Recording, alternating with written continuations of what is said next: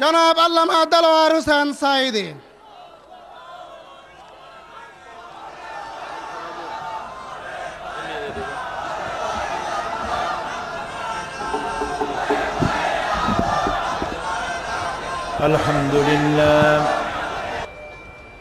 আলহামদুলিল্লাহ নাহমাদুহু ওয়া নাস্তাঈনুহু ওয়া নাস্তাগফিরুহু ওয়া নাউযু বিল্লাহি মিন শুরুরি আনফুসিনা ওয়া মিন সাইয়্যাতি আ'মালিনা من يهد الله فلا مضل له ومن يضلل فلا هادي له ونشهد أن لا إله إلا الله وحده لا شريك له ونشهد أن سيدنا وحبيبنا ومولانا محمدا عبده ورسوله الذي أرسله بالحق بشيرا ونذيرا وداعيا إلى الله بإذنه وسراجا منيرا فقد قال الله تعالى في كلامه المجيد وفرقانه الحميد أعوذ بالله من الشيطان الرجيم بسم الله الرحمن الرحيم إن الله وملائكته يصلون على النبي يا أيها الذين آمنوا صلوا عليه وسلموا تسليما اللهم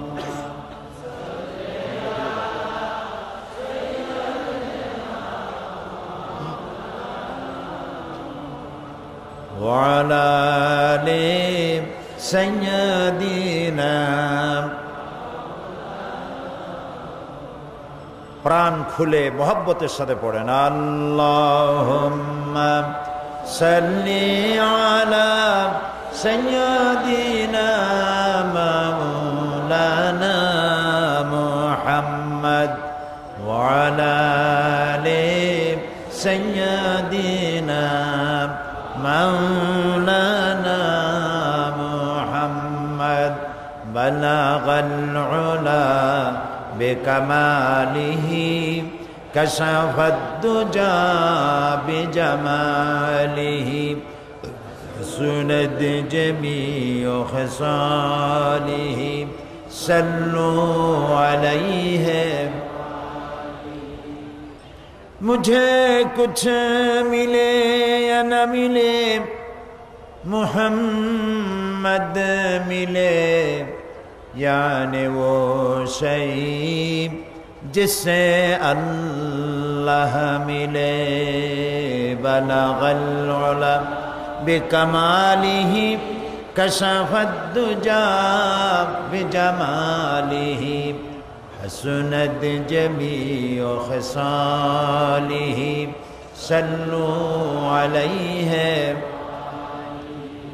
ये तेरी मेराज थी कि तू लोहो कलम तक पहुँचा और मेरी मेराज है कि मैं तेरे कदम तक पहुँचा बलगल उला बेकमालिही कशफद दुजा बिजमालिही हसनत जमीउ खसालिही सल्लु अलैहि अल्लाहुम्मा आमीन रब्बना ज़लमना अनफुसना व इन लम तग़फिर लना व तरहमना लनकूनन्ना मिनल खासिरिन।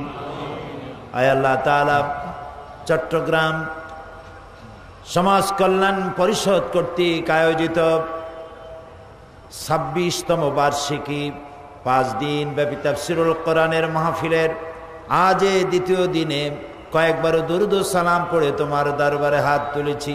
মেহেরবানি করে আমাদের জিন্দেগির গুনাহ খাতাকে মাফ করে দাও। আয় আল্লাহ তাআলা, এ মাহফিলের আয়োজন যারা করেছেন আর শোনার জন্য যারা এসেছেন, কিয়ামতের দিন মুসিবতের সময় এ মাহফিল আমাদের সকলের জন্য নাজাতের ওসিলা বানিয়ে দিও আল্লাহ রব্বুল আলামিন। এই মাহফিলে আল্লাহ তাআলা তোমার দরবারে কিয়ামত পর্যন্ত মাহফিল কবুল করে নাও। ইয়া রব करम तू अगर करे वो बात दे जुबां को जो दिल पर असर करे। रब्बना तक़ब्बल मिन्ना इन्नका अंतस समीउल अलीम व तुब अलैना इन्नका अंतत तव्वाबुर रहीम। सुब्हान रब्बिका रब्बिल इज्जति अम्मा यसिफून व सलामुन अलल मुरसलीन वल्हम्दुलिल्लाहि रब्बिल आलामीन। সম্মানিত সভাপতি, বন্ধুবর হযরতুল আল্লাম মৌলানা শামসুদ্দিন সাহেব, আল্লাহ তাআলা তাকে হায়াতে তাইয়্যিবা সেহাতে কুল্লিয়া দান করুন। বিশেষ অতিথি, রৌনক বখশ মেহমান, আন্তর্জাতিক খ্যাতিসম্পন্ন আলেম দ্বীন মুফাসসির কুরআন হযরতুল আল্লাম মৌলানা লুৎফুর রহমান সাহেব দামাত বরকাতুহুমুল আলিয়া, হযরত উলামায়ে কেরাম, উপস্থিত চট্টগ্রাম এবং বাংলাদেশের বিভিন্ন এলাকা থেকে আগত, পার্শ্ববর্তী দেশ থেকে আগত সম্মানিত ভাইয়েরা, পর্দার আড়ালের মা এবং বোনেরা, সুপ্রিয় সাংবাদিক বৃন্দ, আইন শৃঙ্খলায় নিয়োজিত বাহিনী, আসসালামু আলাইকুম ওয়া রাহমাতুল্লাহি ওয়া বারাকাতুহু। মহান আল্লাহ রব্বুল ইজ্জত ওয়াল জালাল, তার দরবারে শুকরগুজার হচ্ছি, যিনি চট্টগ্রামের ঐতিহ্যবাহী বীর চট্টলার ময়দানে এক এক করে করে 26টি বছর কোরআনে কারীমের আওয়াজ উচ্চকিত করেছেন। সেই মনিবের দরবারে নতশিরে শুকর আদায় করি, পড়ছি আলহামদুলিল্লাহ। রব্বানা লাকাল হামদ হামদান কাসীরান তাইয়্যিবান মুবারাকান ফীহি ইয়া রাব্বি লাকাল হামদু কামা ইয়ানবাগি লিজালালি ওয়াজহিকা ওয়া আযীমি সুলতানিকা। প্রাণ ভরে মনিবের শুকর আদায় করে নিলাম। তিনি দয়া করেছেন বলেই আসতে পেরেছি, তিনি দয়া করেছেন বলেই শোনার তৌফিক পেয়েছি। তিনি যদি দয়া না করতেন, বাছাই না করতেন, বলার এবং শোনার সুযোগ না দিতেন, আমরা আসতে পারতাম না, বলতেও পারতাম না। ঠিক না ভাই? সুতরাং সমস্ত প্রশংসা কার? আল্লাহ রাব্বুল আলামিনের। কোরআনে কারীমের মাহফিলের চাইতে শ্রেষ্ঠ মাহফিল আল্লাহর আকাশের নিচে জমিনের উপরে আর একটাও হতে পারে না। মাহফিল দুই রকমের হয়, জলসা দুই রকমের হয়। একটা হচ্ছে জলসায়ে রহমানি, আর একটা হচ্ছে জলসায়ে শয়তানি। একটা শয়তানের জলসা আর একটা রহমানের জলসা। শয়তানের জলসা হচ্ছে ওইগুলি যে জলসাগুলিতে মানুষকে অশ্লীল বানায়, পাপাচারে উদ্বুদ্ধ করে, মিথ্যে প্রতি আকৃষ্ট করায়, আল্লাহ থেকে দূরে সরিয়ে দেয়। এগুলি হচ্ছে শয়তানের মাহফিল। আর রহমানের মাহফিল হচ্ছে সেগুলি যেখানে আল্লাহ তাআলার প্রশংসা করা হয়, আল্লাহর কথা বলা হয়, রাসূলের কথা বলা হয়, যেখানে আল্লাহর জিকির করা হয়। এর থেকে শ্রেষ্ঠ মাহফিল আকাশের নিচে জমিনের উপরে আর একটাও হতে পারে না। কোরআন হচ্ছে মহাবিশ্বের মহাবিস্ময়। নবী করিম সাল্লাল্লাহু আলাইহি ওয়াসাল্লাম বলেছেন, লা তুহসা আজাইবুহু ওয়ালা তুবলা গারাইবুহু। এই কোরআন, এর আশ্চর্যকারিতা, বিস্ময়কারিতার কোনো শেষ নাই।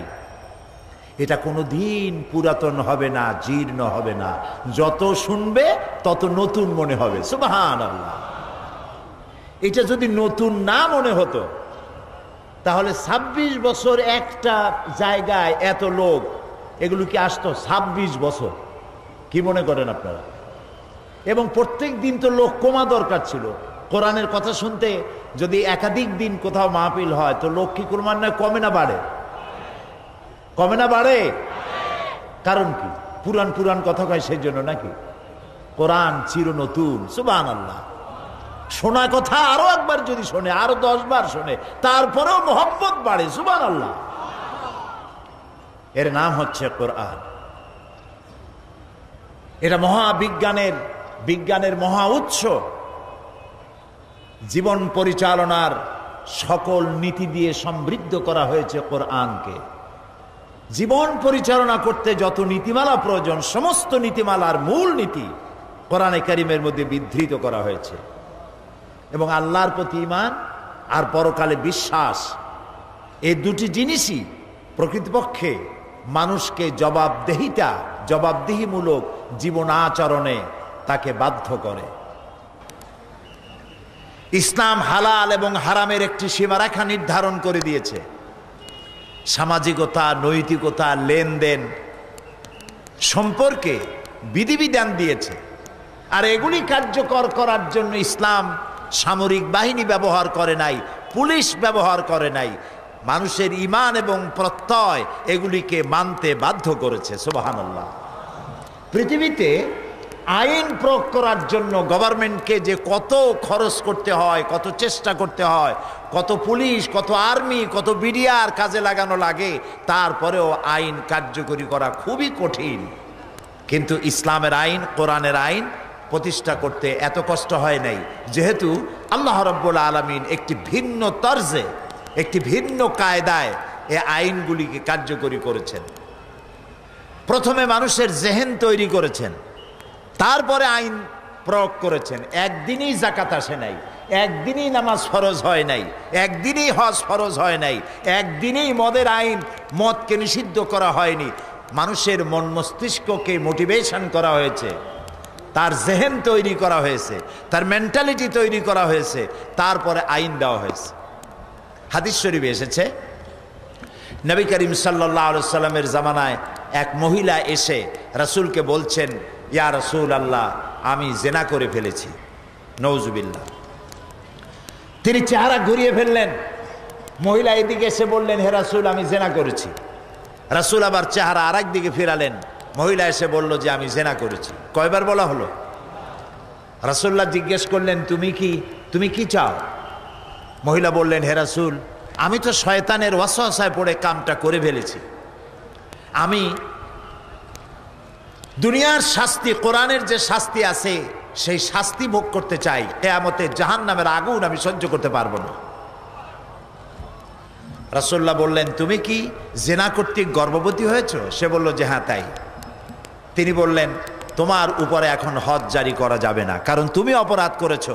তোমার গর্ভস্থিত সন্তান তো কোনো অপরাধ করেনি। তুমি চলে যাও, ডেলিভারির পরে তুমি ফিরে এসো। শুনতেছেন কথা? মহিলা চলে গেলেন। রাসূলুল্লাহ তার পেছনে গোয়েন্দা বিভাগের লোক লাগালেন না, তার নামে মামলা ফাইল করলেন না, তার পেছনে কোনো পুলিশ লাগালেন না। মহিলা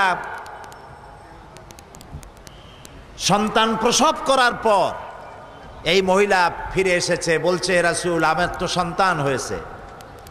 আপনি বলেছিলেন সন্তান হওয়ার পর আপনি হজ জারি করবেন, আমার সন্তান হয়েছে, এবার আপনি আমার উপরে হজ জারি করেন। নবী করিম সাল্লাল্লাহু আলাইহি সাল্লাম বলছেন, তোমার সন্তানের তো হক আছে তোমার দুধ পান করার। মহিলা ফিরে গেল, এবারও তার পিছনে পুলিশ লাগানো হলো না। দুধ ছাড়ার বেশ আগে এই বাচ্চাকে নিয়ে মহিলা আবার ফিরে আসছে, হে রাসূল, আমার বাচ্চা এখন দুধ খাওয়া বাদ দিয়া রুটি খাইতে পারে, রুটি খেয়ে জীবন ধারণ করতে পারে। এই যে দেখুন তার হাতে রুটি, এখন সে রুটি খেতে পারে। আপনি এখন তাড়াতাড়ি করে আমার উপরে শরীয়তের আইন জারি করুন, কারণ আমি যদি এই অবস্থায় মারা যাই জাহান্নামের আগুন আমি বরদাস্ত করতে পারবো না। রাসূলুল্লাহ হুকুম করলেন এই সন্তানের দায়িত্ব কাউকে নিতে, এবং এই মহিলাকে নিয়ে মরুভূমিতে আবক্ষ মাটির নিচে গেড়ে দিয়ে তাকে রজম করার জন্য বললেন। চতুর্দিক থেকে পাথর নিক্ষিপ্ত হতে লাগলো, এবং পাথরের আঘাতে এই মহিলার কিছুটা রক্ত ছিটকে এসে কারো কার গায়ে পড়ল। সাহাবায়ে কেরামদের কেউ কেউ মহিলাকে ভৎসনা করলেন। নবী করিম সাল্লাল্লাহু আলাইহি ওয়াসাল্লাম বললেন, শোনো সাহাবী, এই মহিলাকে ভৎসনা করো না, তার তওবাকে আল্লাহ রাব্বুল আলামিন এমন ভাবে কবুল করেছেন, তা যদি মদিনার সমস্ত গুনাহগারদেরকে মাফ করার জন্য ভাগ করে দেওয়া হয়, সব লোককে মাফ করে দেওয়ার জন্য তা যথেষ্ট হয়ে যাবে।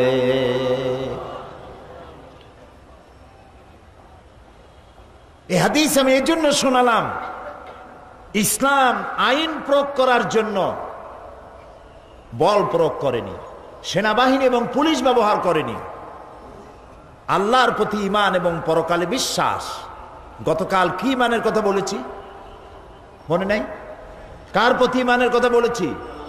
আল্লাহর প্রতি ঈমানের কথা বলেছি। সেই আল্লাহর প্রতি ঈমান এবং পরকালে বিশ্বাস মানুষকে সদাচরণে উদ্বুদ্ধ করে, জবাবদেহিমূলক জীবন যাপনে উদ্বুদ্ধ করে। সুতরাং কোরআনে বর্ণিত, কোরআনে বিভিন্ন জায়গায় বিধিনিষেধ এর সীমারেখা অঙ্কন করা হয়েছে, আর বলা হয়েছে তিলকা হুদুদুল্লাহ, এই হলো আল্লাহর সীমানা, ফালা তাকরাবুহা, এর নিকটবর্তীও হইও না, এই সীমানাকে ক্রস করো না। সুতরাং আল্লাহ যে হালাল এবং হারাম কোরআনে বর্ণনা করেছেন, আদেশ এবং নিষেধ করেছেন, এটাকে মেনে, হালাল এবং হারামকে মেনে, আদেশ নিষেধকে মেনে নিয়ে যারা জীবন পরিচালনা করে তারাই প্রকৃতপক্ষের মুসলমান। আর ওরা মুসলমান নয়, ওরা মুসলমান নামের অযোগ্য, যারা মুসলিম নাম ধারণ করে ওজনে কম দেয়, খাদ্যে ভেজাল দেয়, মিথ্যা কথা বলে, মদ জুয়ায় ডুবে থাকে, জেনা ব্যভিচারে লিপ্ত হয়, সরকারের আর জনগণের টাকা আত্মসাৎ করে, সরকারকে অথবা জনগণকে অস্থিতিশীল করার জন্য নৈরাজ্য সৃষ্টি করে সন্ত্রাসী তৎপরতা চালায়। এরা মানুষ নামের কলঙ্ক। আজকে ইসলাম আর সন্ত্রাস দুটোকে মিলায় ফেলানো হয়েছে। সন্ত্রাসী বলা হচ্ছে মুসলমানদেরকে। ইসলাম গোড়া থেকেই ইসলাম সন্ত্রাস, ইসলামে সন্ত্রাস নাই। ইসলামে আগেও ছিল না সন্ত্রাস, এখনো কোনো সন্ত্রাস নাই। যারা মুসলমানদেরকে, ইসলামকে যারা সন্ত্রাসের বদনাম দেয়, তারা নিজেরাই সন্ত্রাসের হোতা। সন্ত্রাস তারাই সৃষ্টি করে। এই জন্য সন্ত্রাসী, তার কোনো দল নাই, তার কোনো সমাজ নাই। সন্ত্রাসীরা মানুষ নয়, সন্ত্রাসীদের বেঁচে থাকার কোনো অধিকার নাই। সন্ত্রাসকে বাঁচায় রাখা, সন্ত্রাসীদেরকে বাঁচিয়ে রাখার অর্থই হচ্ছে সন্ত্রাসকে জীবিত রাখা। এই জন্য ইসলাম গোড়া থেকেই সন্ত্রাসের বিরুদ্ধে কথা বলেছে। সেজন্য মানুষকে তার পশু প্রবৃত্তি থেকে উদ্ধার পাওয়ার জন্য আল্লাহর প্রতি ঈমান এবং পরকালে বিশ্বাসী কেবলমাত্র পারে মানুষকে সঠিকভাবে মনুষ্যত্বর চরিত্রের গুণাবলীতে ধন্য করার জন্য কোরআনের আইনের কোনো বিকল্প নাই। এটাই হচ্ছে শ্রেষ্ঠ আইনের কিতাব।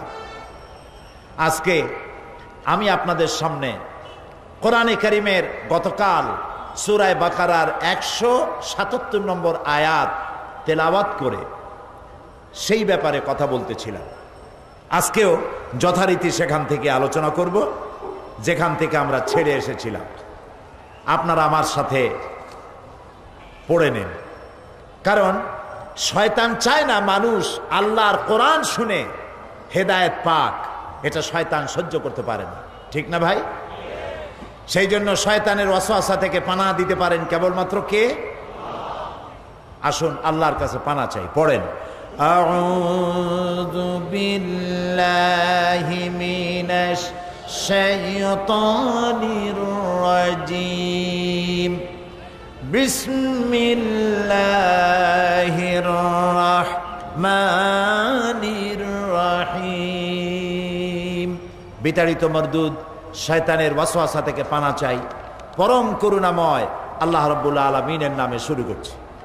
লাইসাল বিররা আন তুওয়াল্লু ওয়ুজুহাকুম কিবালাল মাশরিকি ওয়াল মাগরিবি ওয়ালাকিন্নাল বিররা মান আমানা বিল্লাহি ওয়াল ইয়াউমিল আখিরি ওয়াল মালাইকাতি ওয়াল কিতাবি ওয়ান নাবিয়্যিন। লাইসাল বিররা আন তুওয়াল্লু ওয়ুজুহাকুম কিবালাল মাশরিকি ওয়াল মাগরিব। পূর্ব দিকে আর পশ্চিম দিকে মুখ ঘুরানো, এটার মধ্যেই কল্যাণ নিহিত নয়। প্রকৃত পুণ্যের কাজ হচ্ছে, নেকির কাজ হচ্ছে আল্লাহর প্রতি ঈমান, পরকালে বিশ্বাস, ফেরেশতা, কিতাব এবং নবীদের প্রতি বিশ্বাস। গতকাল আমরা আল্লাহর প্রতি ঈমানের ফায়দাগুলি বলতেছিলাম। আজকে আলোচনা করব আখিরাতের প্রতি ঈমান, এবং এই আলোচনাগুলি আল্লাহ যদি ইচ্ছে করেন আমাদের হেদায়েতের জন্য যথেষ্ট হতে পারে। আমরা বলি আমিন, সবাই বলি আমিন। পরকাল, আমরা সাধারণত দুইটি কালে বিশ্বাসী, দুই জগতে বিশ্বাসী, ইহজগৎ আর পরজগৎ, ইহকাল আর পরকাল। আখিরাতের প্রতি ঈমান আনার অর্থই হলো যে মানুষের জন্ম এক বিশেষ উদ্দেশ্যে হয়েছে। সে এক দায়িত্বশীল সত্তা, তাকে এক পূর্ণাঙ্গ জীবন ব্যবস্থা দেওয়া হয়েছে, সে অনুযায়ী তাকে আমল করার দায়িত্ব দেওয়া হয়েছে, এবং তা পরিত্যাগ করে ইচ্ছামতো জীবন যাপন করতে পারবে না। এক কথায়, যেই ব্যক্তি পড়েছেন লা ইলাহা ইল্লাল্লাহু মুহাম্মাদুর রাসূলুল্লাহ, জোরে পড়েন, লা ইলাহা ইল্লাল্লাহু মুহাম্মাদুর রাসূলুল্লাহ। কোন ইলাহ নাই আল্লাহ ছাড়া, উপাস্য নাই, মাবুদ নাই, মুহাম্মদ সাল্লাল্লাহু আলাইহি ওয়াসাল্লাম আল্লাহর রাসূল। এই কথা যারা ঘোষণা করলো তাদের জীবনকে তারা দুইটা ভাগ করতে পারবে না। এক ভাগে আল্লাহর কথা মানবো, আর এক ভাগে নিজের ইচ্ছা মতো চলবো।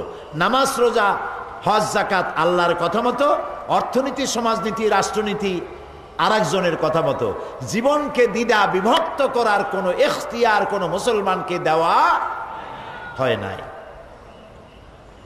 আর মনে রাখতে হবে, যে ব্যক্তি মুসলমান তাকে কোরআনের আইন মেনে চলতে হবে। এখানে যা হালাল করেছে তাই গ্রহণ করতে হবে, যা হারাম করেছে তা বর্জন করতে হবে, যা আদেশ করেছে তা মানতে হবে, যা নিষেধ করেছে তার থেকে ফিরতে হবে। এই কাজ যারা করে তাদের নাম মুসলমান। জোরে বলেন, তাদের নাম মুসলমান। এর বিপরীত যারা, তাদের পরিচয় হচ্ছে মুনাফিক।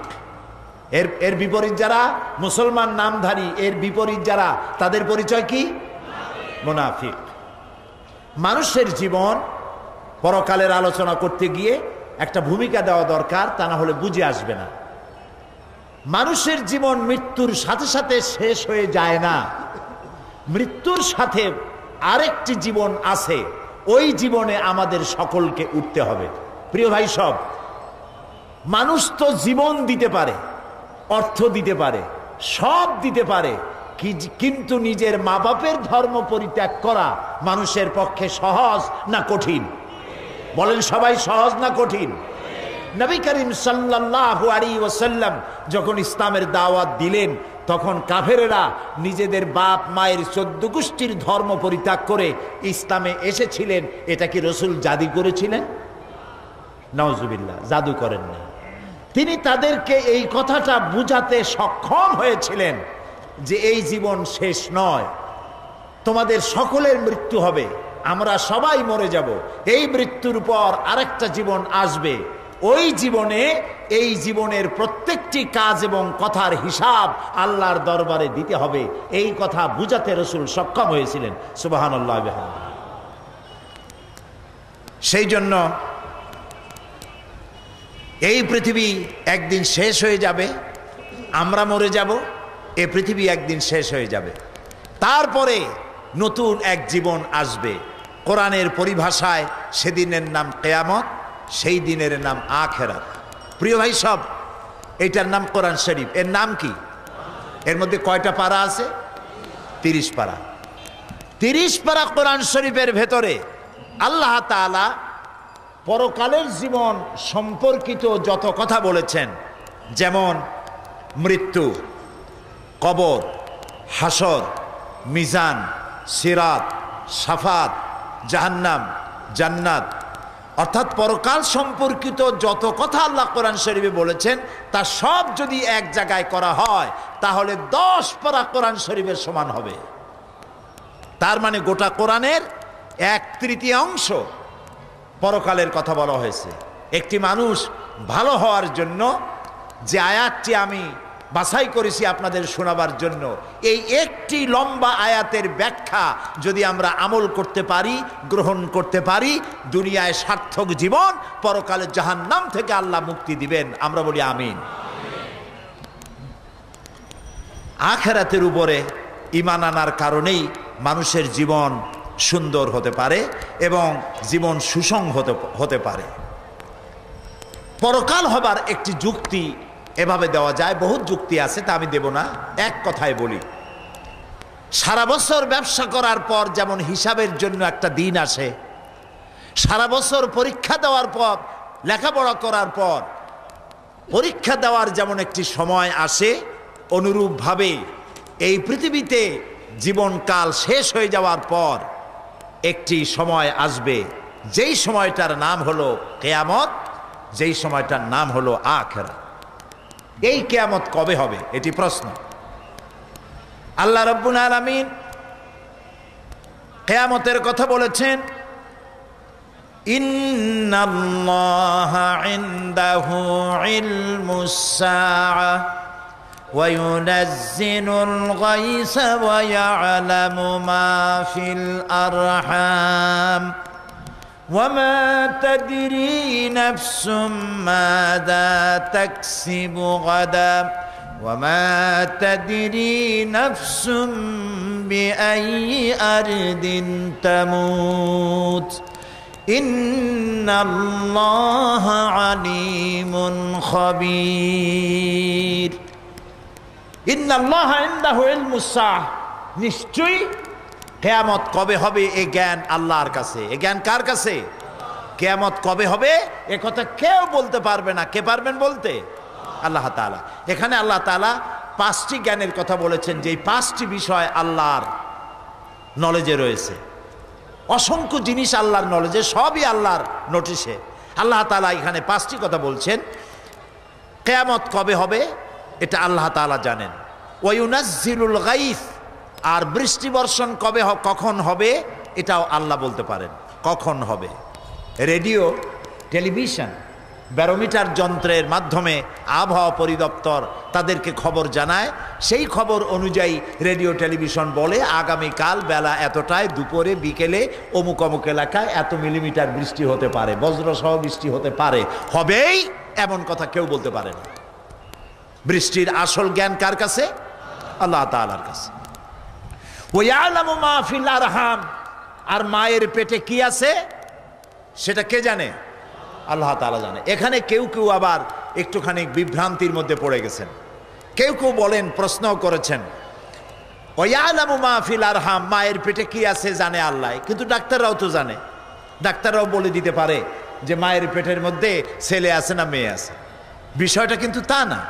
ওয়ালামু মা ফিল আরহাম, মায়ের পেটে কি আছে আল্লাহ জানে। তার মানে হচ্ছে মায়ের পেটে যে সন্তান আছে এই সন্তান ভাগ্যবান না হতভাগ্য, সে দুনিয়ায় ভালো কাজ করবে না খারাপ কাজ করবে, সে কি গরিব হবে নাকি ধনী হবে, সে কি পৃথিবীতে ভালো কাজ করে কিয়ামতে জান্নাতে যাবে না খারাপ কাজ করে জাহান্নামে যাবে। তার জীবনের সব কিছু জানতে পারেন একমাত্র কে জানে? আল্লাহ রাব্বুল আলামিন। ওয়ামা তাদরি নাফসুম মাযা তাকসিবু গাদা, আর কেউ জানে না আগামীকাল সে কি কামাই করবে। ওয়ামা তাদরি নাফসুম বিআইয়ি আরদিন তামুত, আর কেউ জানে না, কোন নফস জানে না কোন দেশে কোন মাঠে কখন কোথায় তার মৃত্যু হবে, কেউ জানে না। ইন্নাল্লাহ আলিমুন খাবীর, এ সব কিছুই একমাত্র আল্লাহ তাআলা পরিজ্ঞাত, তিনি সব জানেন। নবী করিম সাল্লাল্লাহু আলাইহি সাল্লামের কাছে প্রশ্ন হতো, ইয়াসআলুনাকা আনিস সাআতি আইয়ানা মুরসাহা, আপনাকে তারা জিজ্ঞেস করে কিয়ামত কবে হবে। বলে দিন এর খবর তো কেবলমাত্র আল্লাহ তাআলাই জানেন। এ খবর বান্দার কাছে দেওয়া হয় নাই, পরকালের খবর কেবলমাত্র আল্লাহ তাআলাই সুস্পষ্টভাবে জানেন। ইয়াসআলুনাকা আনিস সাআতি আইয়ানা মুরসাহা ফিমা আনতা মিন যিকরাহা ইলা রাব্বিকা মুনতাহা, তারা আপনাকে জিজ্ঞাসা করে কিয়ামত কবে হবে, এর বর্ণনার সাথে আপনার কি সম্পর্ক। এর চূড়ান্ত জ্ঞান তো আপনার রবের, আপনার রব আল্লাহ ছাড়া কিয়ামত কখন হবে কেউ জানে না। একমাত্র আল্লাহ রাব্বুল আলামিন, তার কাছেই রয়েছে কিয়ামতের জ্ঞান, কবে সেই পরকাল হবে। তবে এই পরকাল সম্পর্কিত কতগুলি নজির দৃষ্টান্ত আল্লাহ তাআলা দেখিয়ে দিয়েছেন। কিয়ামতের আগমন হঠাৎ করে ঘটলেও তার পূর্বে কিছু আলামত নিদর্শন প্রকাশিত হবে, এ ব্যাপারে কোরআনে কারীমে আল্লাহ তাআলা বলছেন, ফাহাল ইয়ানজুরুনা ইল্লাস সাআতা আন তা'তিয়াহুম বাগতাতান ফাকাদ জাআ আশরাতুহা, তারা কি শুধু এই অপেক্ষায় রয়েছে যে কিয়ামত তাদের নিকট হঠাৎ এসে পড়ুক। বস্তুত কিয়ামতের লক্ষণ সমূহ তো এসেই পড়েছে। সুতরাং কিয়ামত এসে পড়লে তারা উপদেশ যেন গ্রহণ করে। কিয়ামতের কতগুলি লক্ষণ আছে। বুখারী শরীফের হাদিসের মধ্যে কিয়ামতের 7টি ছোট লক্ষণ আর 5টি বড় লক্ষণ বলা হয়েছে। শর্ত, সিমটম, লক্ষণ। ছোট ছোট লক্ষণ হলো, 1, ইলমের ঘাটতি হবে, অজ্ঞতার বিস্তৃতি হবে, অর্থাৎ দ্বীনি ইলম এর ঘাটতি হবে, অজ্ঞতার বিস্তৃতি হবে। নবী করিম সাল্লাল্লাহু আলাইহি সাল্লামের একটি হাদিস এখানে এরকম আছে। হযরত আলী রাদিয়াল্লাহু তাআলা আনহু হাদিসটি বর্ণনা করেছেন, ইউশিকু আন ইয়াতিয়া জামানুন লা ইয়াবকা মিনাল ইসলামে ইল্লা ইসমুহু ওয়া লা ইয়াবকা মিনাল কুরআনে ইল্লা রাসমুহু। নবী করিম সাল্লাল্লাহু আলাইহি সাল্লাম বলেছেন, এমন একটি অতি তাড়াতাড়ি এমন একটা সময় আসবে যখন ইসলামের নাম ব্যতিরেকে আর কোনো জিনিস থাকবে না। সব জায়গায় ইসলাম ব্যবহার করা হবে, কিন্তু সেখানে ইসলাম থাকবে না। নাম ইসলামিয়া কলেজ, কিন্তু ইসলাম পড়ানো হবে না। নাম ইসলামী স্টোর, কিন্তু ইসলাম অনুযায়ী দোকান পরিচালনা করা হবে না। নাম আছে ইসলাম, ইসলামের শুধু ব্যবহার চলবে, কিন্তু ইসলামের কার্যকারিতা সেখানে থাকবে না। আর অজ্ঞতা, জেহালাত বিস্তৃতি হবে। অর্থাৎ কোরআনের ইলম যেখানে নাই সেখানেই জেহালাত হবে, এটাই স্বাভাবিক। ইসলাম সর্বপ্রথম আল্লাহ তাআলা নবীর কাছে যে জ্ঞানটা দিয়েছিলেন, যে হুকুমটা করেছিলেন, সেটি নামাজ ছিল না, রোজা ছিল না, হজ ছিল না, যাকাত ছিল না, সেটি ছিল ইকরা, পড়ো পড়ো পড়ো। যত পড়বে তত জ্ঞান বাড়বে।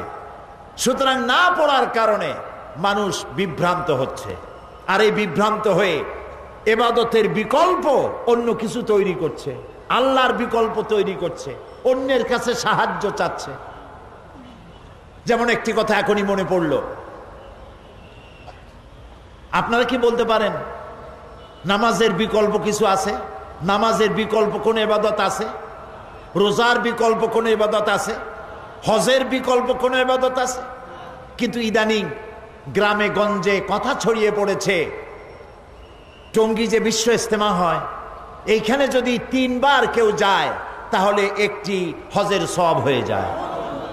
বলেন নাউজুবিল্লাহ, বলেন নাউজুবিল্লাহ।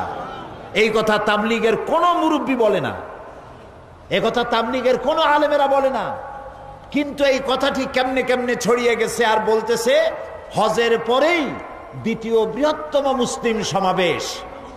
এবছর কয়েকজন আলেম আমাকে বলেছেন তারা নিজের চোখে দেখেছেন কয়েকজন লোককে ইহরাম পরা অবস্থায় টঙ্গীতে। ইন্না লিল্লাহি ওয়া ইন্না ইলাইহি রাজিউন। কত বড় মারাত্মক জাহালাত! লক্ষ লক্ষ লোক এক জায়গায় হয়েছে, তাতে কি হয়েছে? এখানেও তো লক্ষ লক্ষ লোক হবে, তাতে হয়েছে কি? প্যারেড ময়দান কি দোয়া কবুলের জায়গা? এখানে কবুল হইতেও পারে, নাও হইতে পারে। আরাফাতের সাথে তুলনা করা, পৃথিবীতে 150 কোটি মুসলমান, এই 150 কোটি মুসলমান যদি কোনো একটা মাঠে একত্রিত হয় তাহলে তা কি আরাফাতের ময়দানের 1 ইঞ্চি জমিনের বরাবর হবে? কোথায় আরাফাত আর কোথায় টঙ্গী? আরাফাতে তো আল্লাহ ডাকছেন, আরাফাতে কে ডেকেছেন বলেন জোরে?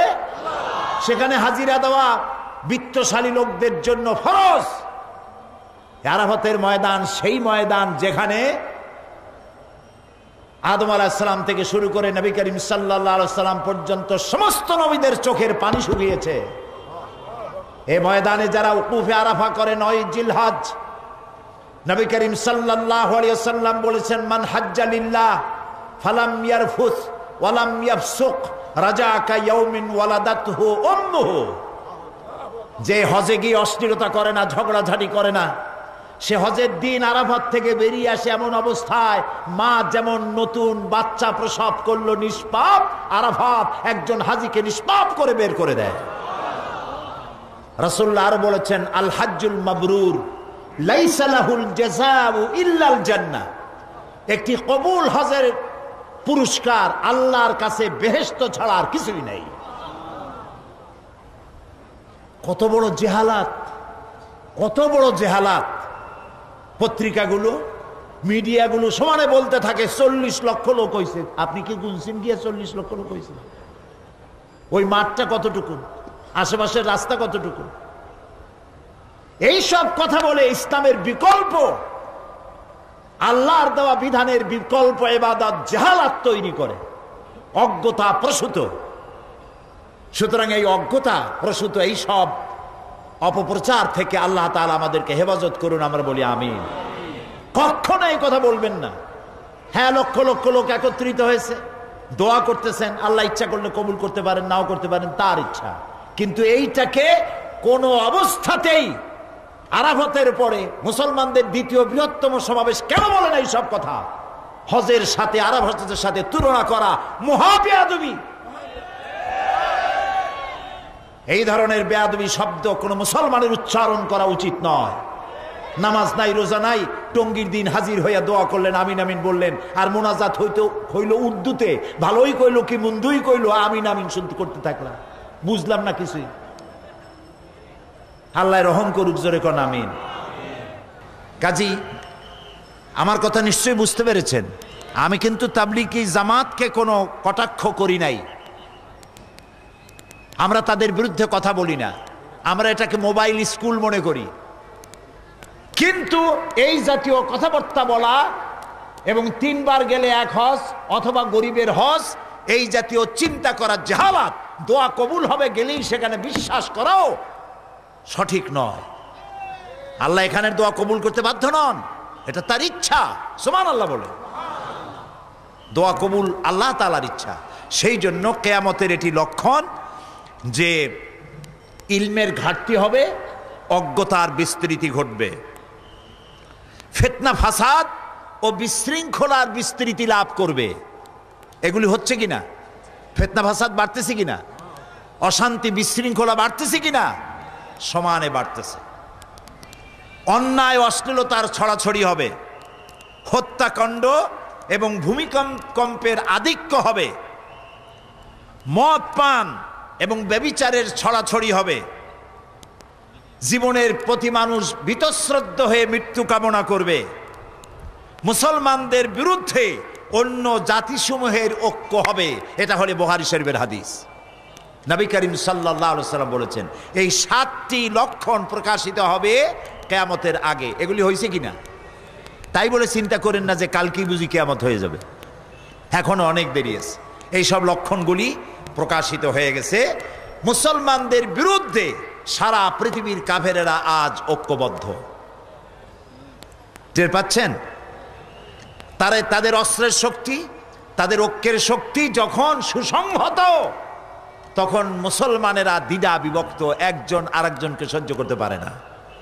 যখন ঐক্যের সবচাইতে বেশি জরুরি, তখন আমরা অনৈক্য হয়ে পড়েছি, হাজারো দল ভাগ করেছি।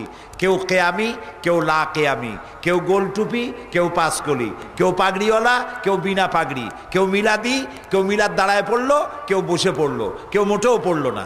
এইভাবে নানান রকমের মতপার্থক্য সৃষ্টি আমরা করে ফেলেছি এবং আমরা এখন পৃথিবীর সমস্ত কাফেরদের টার্গেটে পরিণত হয়েছি।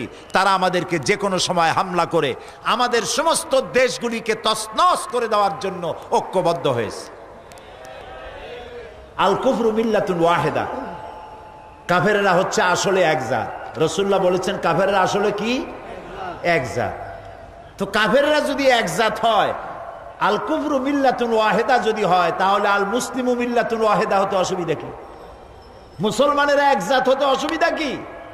কোনো অসুবিধা ছিল না যদি আমরা যার যার যিনি যেটা বুঝি সেইটা নিয়ে মনে করা হয় যে আমার ইসলাম খাঁটি। ইসলাম আমার বানাই কেন? ইসলাম কার? জোরে বলেন কার? সেই জন্য এক কালেমা, এক কোরআন, এক হাদিস, রসুল এক, কোরআন এক। সুতরাং আল্লাহ তাআলার এই ঐক্যের মধ্যে তিনি যে ঐক্য সৃষ্টি করেছিলেন তার মধ্যে যদি আমরা জমায়ে থাকতে পারতাম তাহলে আমাদের সমস্যা হতো না। কিয়ামতের 7টি লক্ষণ এরকম বড় বড়, আর 5টি লক্ষণ হচ্ছে ছোট।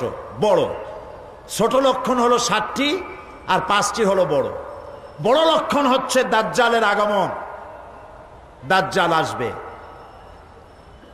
এরপরে ঈসা আলাইহিস সালামের অবতরণ হবে, ইমাম মাহদীর আবির্ভাব হবে,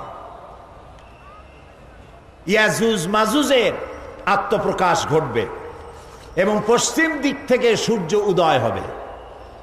এগুলি কিয়ামতের লক্ষণ। আর যেদিন পশ্চিম দিক থেকে সূর্য উদিত হবে সেদিন আর দোয়া কবুল হবে না, দোয়া কবুলের দরজা বন্ধ হয়ে যাবে। এখন এই সব লক্ষণ প্রকাশিত হওয়ার পর কিয়ামত অনুষ্ঠিত হবে। মৃত্যুর পর পুনরুত্থানে বিশ্বাসী যারা, তারা তাদের জীবনকে সুসংহত করার এই যে সুযোগ, সময়, এই সময়টা কাজে লাগানো প্রয়োজন। কিন্তু এক শ্রেণীর কপাল পোড়া বুদ্ধিজীবীরা তারা জীবন মনে করে মাতৃগর্ভ থেকে শুরু করে মৃত্যু পর্যন্ত কবরে প্রথিত হয়ে যায়, এরপরে আর কোনো জীবন নাই। সুতরাং ইট, ড্রিঙ্ক অ্যান্ড বি মেরি, খাও, পান করো, ফুর্তি করো, এই বেলা ভাই মদ খেয়ে নাও, কাল নিশীথের ভরসা কই, চাঁদনি জাগিবে যুগ যুগ ধরি, আমরা তো আর রব না সই। কাজী জন্মের মতো ঢালো, পাইকারি দরে গেল। মদ খাওয়া, জেনা করা, ব্যভিচার করা এদিকে অগ্রসর হচ্ছে। সুতরাং মানুষ যদি জীবন সুন্দর করতে চায় এবং পরকালে জাহান্নামের আগুন থেকে বাঁচতে চায়, তাহলে পরকালের উপর ঈমান আনতে হবে। এই পৃথিবী একদিন শেষ হবে, সমস্ত প্রাণীরা মরে যাবে, কেউ থাকবে না। আল্লাহ তাআলা তখন হযরতে মালাকুল মউতকে প্রশ্ন করবেন, মান বাকিয়া ইয়া মালাকাল মউত, কে আর বাকি আছে? মালাকুল মউত বলবেন, আয় আল্লাহ তাআলা, এখন বাকি আছে, সব তো গেছে, মানুষ আর নাই, প্রাণী আর নাই, সব শেষ। এখন হযরত জিবরাইল আছেন, মিকাইল আছেন, ইসরাফিল আছেন, আর আমি আপনার সামনে আছি। আল্লাহ তাআলা বলবেন, ইসরাফিল মিকাইলের জান কবজ করো, জিব্রাইলের জান কবজ করো। জিব্রাইলের জান কবজ হয়ে যাবে। সুবহানাল্লাহ। রূহুল কুদুস, রূহুল আমিন, শাদীদুল কুওয়া, সমস্ত নবীদের কাছে যিনি আল্লাহর বার্তা বহন করে এনেছেন তারও জান কবজ হবে। এবারে আল্লাহ তাআলা প্রশ্ন করবেন, মালাকুল মউত আর কে বাকি আছে? মালাকুল মউত বলবেন, আয় আল্লাহ তাআলা, এখন শুধু আমি বাকি, আর কেউ নেই। আল্লাহ তাআলা বলবেন, মউত, ইয়া মালাকুল মউত, মরে যা। মালাকুল মউত মরে যাবে। এখন আকাশে আর জমিনে কে আছেন? জোরে বলেন, কে আছেন? এক মহান সত্তা আল্লাহ তাআলা। এভাবে বহুকাল চলে যাবে। আল্লাহ তাআলা প্রশ্ন করবেন, লিমানিল মুলকুল ইয়াউম, আজকের রাজত্ব কার? ইয়া দুনিয়া আইনা জিবালুকি, হে পৃথিবী তোর পাহাড়গুলো কোথায়? সব ধসে যাবে, পাহাড় থাকবে না, গাছপালা থাকবে না, দরিয়া থাকবে না। আল্লাহ তাআলা প্রশ্ন করবেন, ইয়া দুনিয়া আইনা জিবালুকি, ইয়া দুনিয়া আইনা আশজারুকি, ইয়া দুনিয়া আইনা আনহারুকি, তোমার দরিয়াগুলি কই, গাছগুলি কই, পাহাড়গুলো কই? আইনা জাব্বারু, কোথায় সেই স্বৈরাচারগুলি যারা মানুষের উপরে নির্যাতন করত? লিমানিল মুলকুল ইয়াউম, কার রাজত্ব আজ? আল্লাহ তাআলা নিজেই নিজের প্রশ্নের জবাব দিবেন, লিল্লাহিল ওয়াহিদুল কাহ্হার, আজকের রাজত্ব কেবলমাত্র আল্লাহ রাব্বুল আলামিনের। এরপর আল্লাহ তাআলা সমস্ত প্রাণীগুলিকে পুনরুজ্জীবন দান করবেন। আমরা যখন মানুষকে কবরে রাখি আর তারপরে কবর উপরে যখন মাটি দেই, আমরা কি বলি? মিনহা খালাকনাকুম, জানেন? পড়েন সবাই, মিনহা খালাকনাকুম ওয়া ফিহা নুঈদুকুম ওয়া মিনহা নুখরিজুকুম তারাতান উখরা। কবরের ভিতরে মানুষকে রেখে মাটি দেওয়ার সময় আমরা বলি, এই মাটি দিয়ে তোমাকে তৈরি করা হয়েছিল, আবার এই মাটিতে তোমাকে রেখে গেলাম, এই মাটি থেকেই তোমাকে আবার পুনরুত্থিত করা হবে। হযরত ওসমান রাদিয়াল্লাহু তাআলা আনহু কবরের কাছে এসে খুব কাঁদতেন। সাহাবায়ে কেরাম প্রশ্ন করতেন, আল্লাহ নবীর সাহাবী ওসমান, আল্লাহর নবী যখন জান্নাতের কথা, জাহান্নামের কথা যখন আলোচনা করেন, তখন তো আপনি এত কাঁদেন না যত কাঁদেন কবরের কাছে এসে, কারণ কি? হযরত ওসমান বলেন, সাহাবীরা শোনো, আমি নবীজির মুখে শুনতে পেয়েছি এই কবর হলো প্রথম থানা।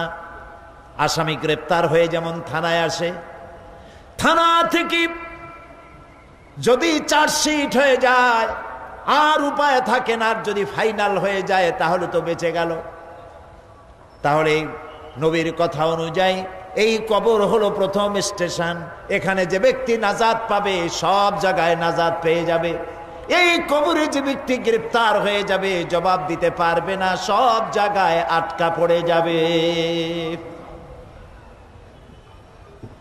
এই কবর থেকে সমস্ত মানুষগুলিকে উঠানো হবে। আল্লাহু লা ইলাহা ইল্লা হুয়া লায়াজমাআন্নাকুম ইলা ইয়াউমিল কিয়ামাতি লা রাইবা ফীহি ওয়া মান আসদাকু মিনাল্লাহি হাদিসা। আল্লাহ এমন সত্তা যিনি ছাড়া কোনো ইলাহ নাই, তিনি তোমাদেরকে কিয়ামতের দিন অবশ্যই উত্থিত করবেন, সমবেত করবেন। আর এ ব্যাপারে কোনো সন্দেহ নাই, আল্লাহর চাইতে অধিক সত্যবাদী আর কেউ হতে পারে? বলেন, পারে কেউ? আল্লাহর চাইতে সত্যবাদী আর কেউ কি আছে? ওয়ামান আসদাকু মিনাল্লাহি কিলা, তার চাইতে সত্যবাদী আর কে? আল্লাহ তাআলা বলেন, কুল ইন্নাল আউয়ালিনা ওয়াল আখিরিনা লামাজমুউনা ইলা মিকাতি ইয়াউমিন মা'লুম। বলুন, পরবর্তী এবং পূর্ববর্তী সকলকেই এক নির্দিষ্ট দিন আল্লাহ রাব্বুল আলামিন জমায়েত করবেন, এক জায়গায় উঠাবেন। এরপরে আল্লাহ তাআলা বলেন, ওয়া মিন আয়াতিহি আন্নাকা তারাল আরদা খাশিআতান ফাইযা আনজালনা আলাইহাল মাআ ইহতাজ্জাত ওয়া রাবাত ইন্নাল্লাযী আহইয়াহা লামুহয়িল মাউতা ইন্নাহু আলা কুল্লি শাইইন কাদির। তার অন্যতম নিদর্শন হচ্ছে এই যে তুমি দেখতে পাও ভূমিকে আল্লাহ তাআলা উপুড় করে সৃষ্টি করেছেন, আর এতে বৃষ্টি দিয়ে শস্য শ্যামল এবং সজীব করে দেন আল্লাহ রাব্বুল আলামিন।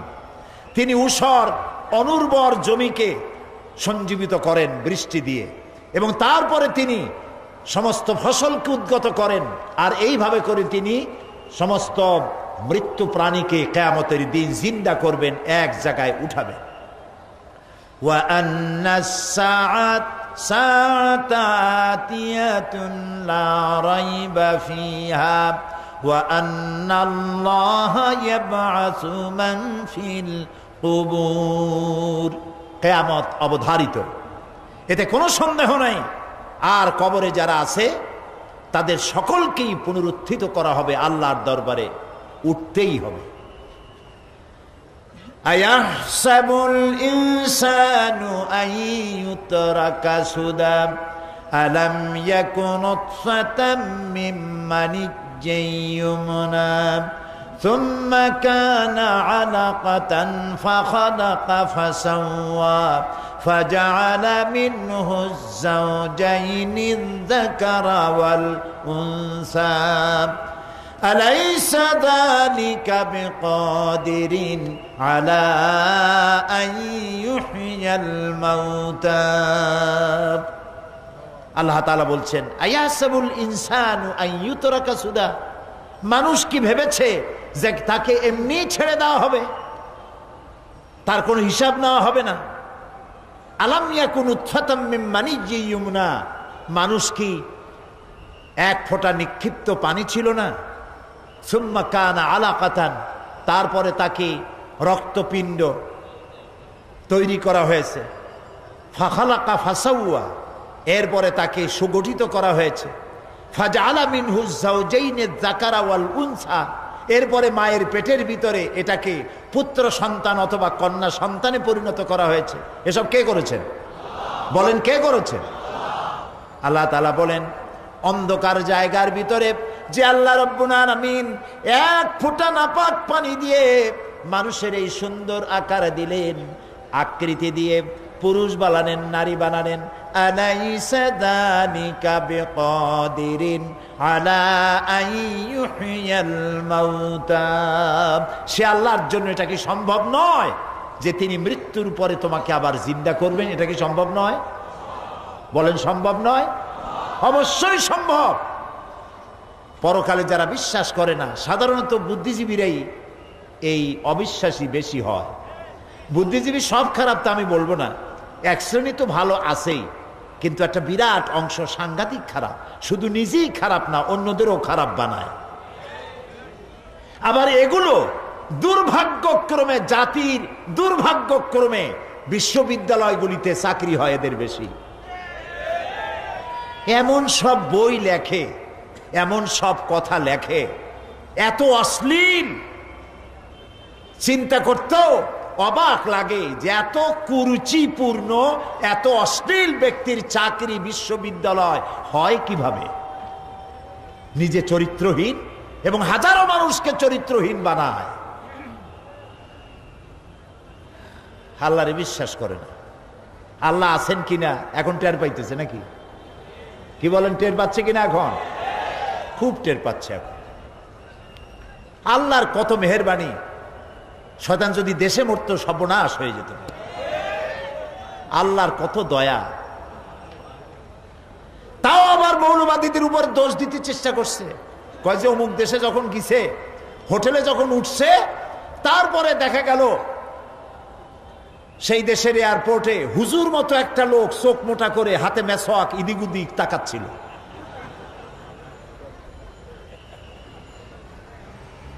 যত দোষ নন্দ ঘোষ। প্রিয় ভাই, সব যারা পরকাল বিশ্বাস করে না, আল্লাহরে বিশ্বাস করে না, তাদের কপাল খারাপ। আমাদের কপাল ভালো, আলহামদুলিল্লাহ বলি।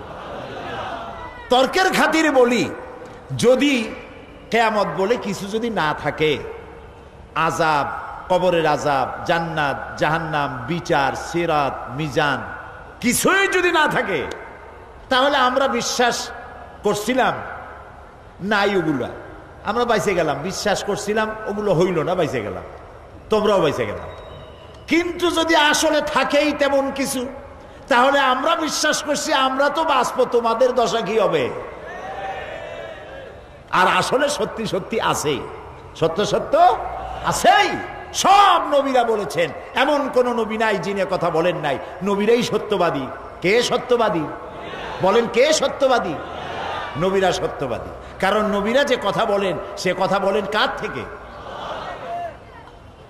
এজন্য নবী করিম সাল্লাল্লাহু আলাইহি সাল্লাম নিজের থেকে কখনো কথা বলেন নাই।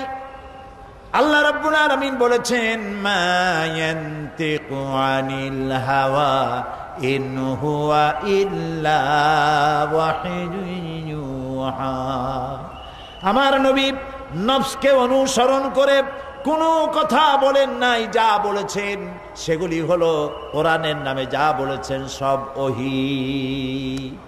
আমি যা বলতে বলেছি আমার কথাই তিনি বলেছেন। আল্লাহ তাআলা বলছেন হাসর হবে।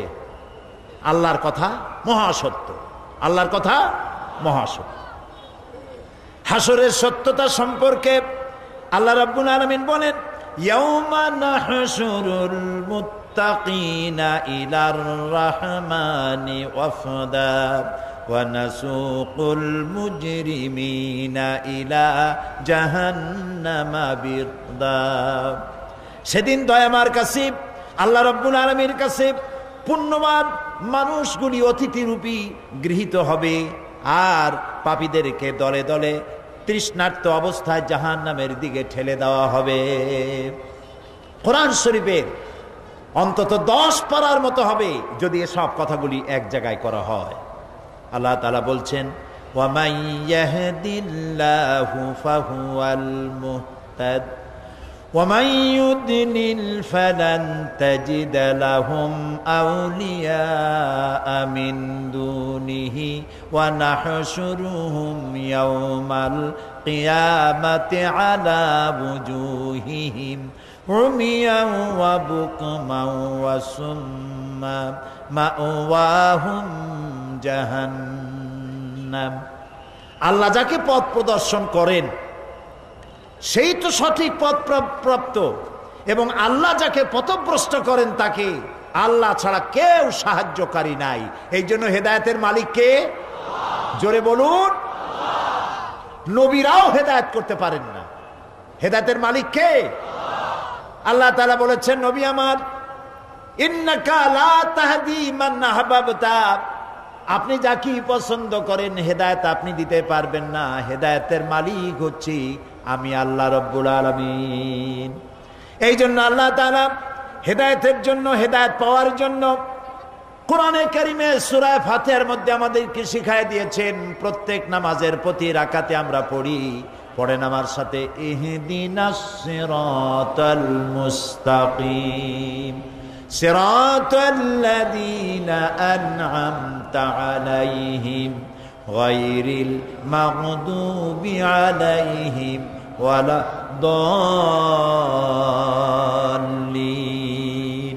ইহদিনাস সিরাতাল মুস্তাকিম। আল্লাহ তুমি আমাকে সরল, সঠিক, সহজ রাস্তা দেখাও। হেদায়েত চাচ্ছি আমরা।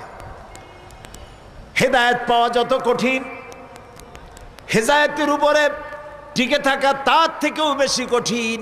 এই জন্য আল্লাহ রব্বুল আলামিন আমাদেরকে হেদায়েতের উপরে টিকে থাকার জন্য একটা দোয়া শিখাই দিয়েছেন। পড়েন আমার সাথে, রব্বানা লা তুজিগ কুলুবানা বা'দা ইয হাদাইতানা ওয়া হাব লানা মিন লাদুনকা রাহমাতান ইন্নাকা আনতাল ওয়াহ্হাব। রব্বানা, আয় আমার প্রভু, লা তুজিগ কুলুবানা, তুমি আমার দিলটাকে বিগড়ে দিও না, বা'দা ইয হাদাইতানা, যখন তুমি আমারে হেদায়েত দিছো তখন হেদায়েতের রাস্তা থেকে তুমি আমাকে বিগড়ায় দিও না। কত আলেম, কত বুজুর্গ, কত ব্যক্তি ইসলামের উপরে ছিল, বাপ ইসলামের উপরে ছিল, নিজে ইসলামের উপরে ছিল, কিন্তু শয়তানের ওয়াসওয়াসায় বিগড়ে গেল। আছে না এমন অনেক? আছে না?